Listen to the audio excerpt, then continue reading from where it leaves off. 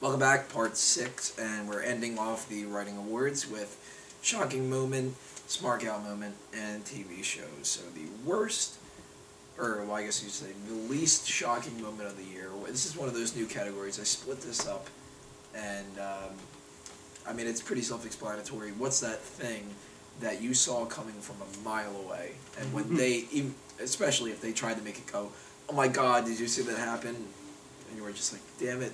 I saw this from fucking, 2008. What do you think? Jericho. They started running those vignettes. It's like, it's Jericho. It's like the first one, Jericho. Oh, no, it's Jericho, but it's not. No, it's you. He's the only one who does vignettes when he comes back. So that was least shocking. Awesome, but least shocking.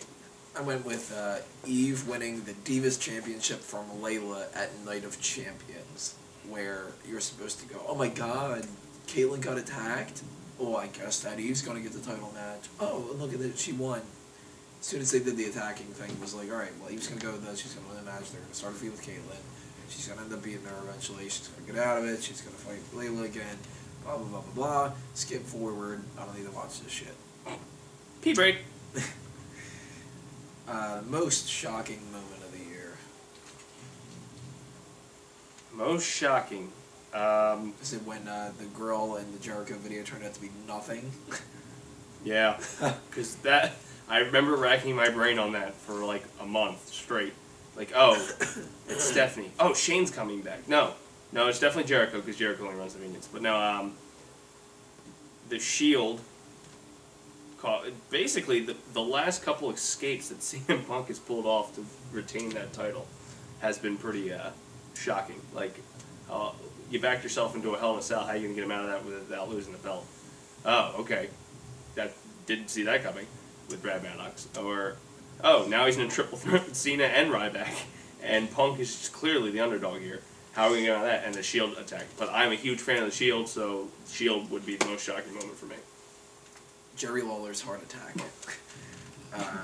Not a storyline or anything like that. They didn't even see it coming at all. So I give it a little bit of extra flair for that, because if you would have said to me in 2011, somebody's going to have a heart attack on fucking camera almost. After wrestling a match. Yeah, and die in the arena and come back to life and go back to commentary, I would have been like, alright, well, that'll be a stupid angle, but, and it turns out to be real, so, and it humbled the hell out of Michael Cole. Oh, shit, Michael Cole went from, I'm gonna run down your mom and all this kind of stuff to, we are not fucking joking about this.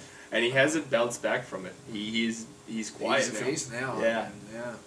So that shocked the hell out of me, and, apparently it shocked the hell out of Jerry Lawler too, because they had to give him a couple shocks. Yeah, I actually missed that episode of Raw, and I came on to I was in Toronto, and they for some reason Canada airs Raw an hour late, and I started getting texts like Braeden's fault. Yeah, I started getting texts about like, hey, did you see what happened to Lawler? And I'm like, all right, what kind of angle did they run? Because Punk was belittling him every week, and then it's like, Lawler has heart attack. It's on TMZ. It's on. I was like, holy shit! And it was just. I'm getting goosebumps now talking about it. But it was shocker. Yeah.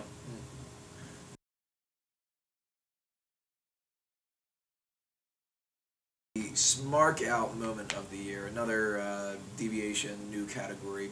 The way that this works is, this is the moment of the year that, as much of an insider information type of person you are, you still just had to go, or in the case of the worst, you have to just go, oh my God, I'm not fucking watching this ever again. Worst. Cena kissing AJ. I flipped shit, man. And then they kept replaying it. Like, if you'd be watching, like, the segments, like, the video packages, and they would throw it in there, and it just, every time I saw it, I got angry. That really pissed me off. It really, like, the son of a bitch gets everything. Everything. He's doing a Bella Twin, he's kissing AJ, he gets to have matches that are apparently more important than the WWE title. I hate him. I had the commercials and the musical performances on pay-per-views. there were 3 other ones that I almost gave this to that I need to run down anyway, even though I don't have a 4-way tie, but still, just fuck these things. Hornswoggle as the anonymous GM. R-Truth and Ricardo Rodriguez singing together. Zack Ryder changing a goddamn tire. Awful segments, but most importantly, the thing that's pissed me off the most in this entire year has been the commercials on pay-per-views and everything, because if it's a pay-per-view, you shouldn't watch a goddamn commercial. And they increased the rates, too. It's not even like the pay-per-views are... Right. Now, I'm young enough, I'm only 25,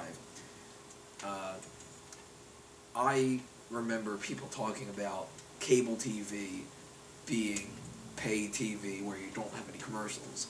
Now we've gotten to the point where it not only has commercials, but it also has commercials when you're watching a goddamn show.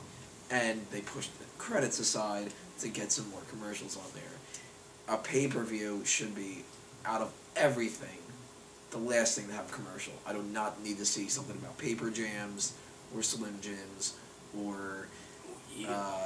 yeah, unless it's Macho Man. If he fucking comes back to life like Jerry Lawler did, then I'll watch the goddamn commercial, but...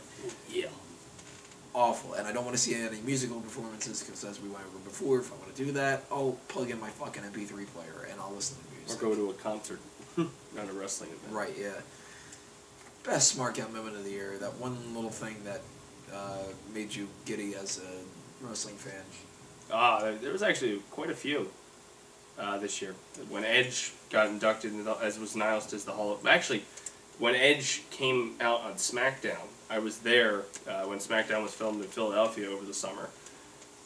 Completely unexpected for Edge to show up, because you hear the rumors that he basically, after the Hall of Fame, he was done. He didn't sign a contract, but he was there to promote his show on Sci-Fi. And they're like, all right, ladies and gentlemen, we're not going to fill SmackDown. And then they key up the music, and then you hear the You Think You Know Me. And I was like, oh my god! My nephew, who has no idea who Edge is, was just like, why is my uncle now all of a sudden my 5-year-old best friend? So I think that was probably the schoolgirl moment I had this year. I went with Mr. Sacco against the Cobra.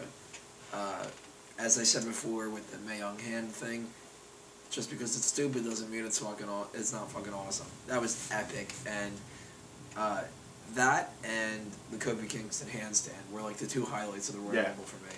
Because as ludicrous as Mr. Sacco is, and as ludicrous as the Cobra is, right when they started doing the Cobra, the first thing I thought of was the Sacco thing. And to have the 2 of them fight it out like that, it's just so ridiculous. I had to love that thing. Out of all the good matches of the year and all the awesome angles and all this kind of stuff, that to me is the thing that stood out the most, because it was just, you know, if I was a little kid, I would have probably had the same reaction to it as I did when we were watching it here, where it was just like, they're doing it. Yeah, I mean, a couple other moments that did it to me was like Big Show's knockout punch. Remember he was facing Sheamus, and we're like, well, Sheamus is going to go over, he's going to win again. And all of a sudden he went, boom, like, oh! Out like a light! So that was another one that was kind of a schoolgirl moment.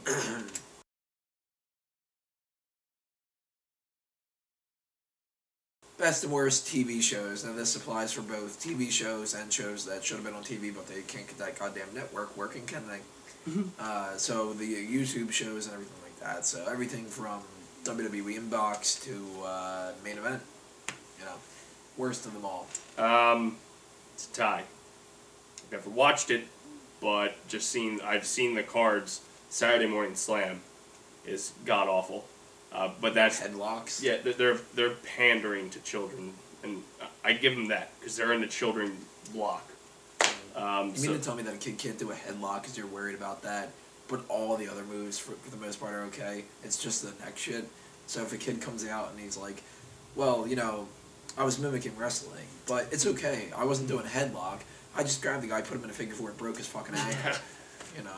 Yeah, so is that, or I hate Santino. So Santino's foreign exchange is annoying as shit. Yeah, I'm not a big fan of that either. Yeah. I went with NXT Redemption. It's pretty bad when, as much as I was running down NXT before, this got to the point where I couldn't stand it anymore, and I had to stop watching it.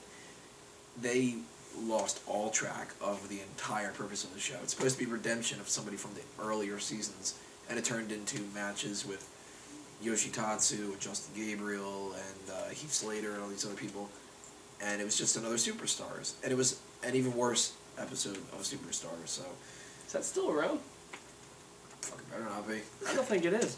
Come to think of it, it just kind of disappeared. Nah, and then when they switched the NXT around, I think they got rid of Superstars too. Okay. I haven't heard a peep about it, but I wouldn't be surprised if that's just because nobody watched the damn thing on WWE.com. Best show of the year. Raw. Raw pre-Raw 1000. I don't like this 3-hour format. I'm not digging the 3 hours either. Yeah. It's too much. It Yep. makes me not want to watch SmackDown.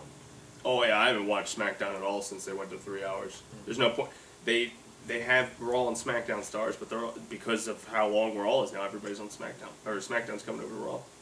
I went with Raw. Flagship show. If you have to watch one show of the week, you watch Raw. Yeah. You know, pretty self-explanatory the way that goes. There's an hour recap of SmackDown within it.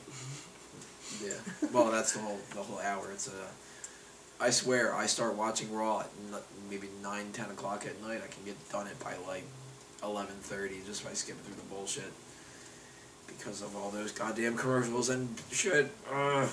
Slim Jim.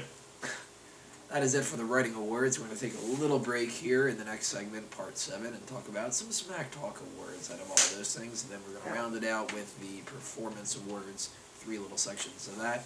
And that'll be your 10 segments of the Best and Worst Awards. So check out the little break that we have coming for you in Part 7.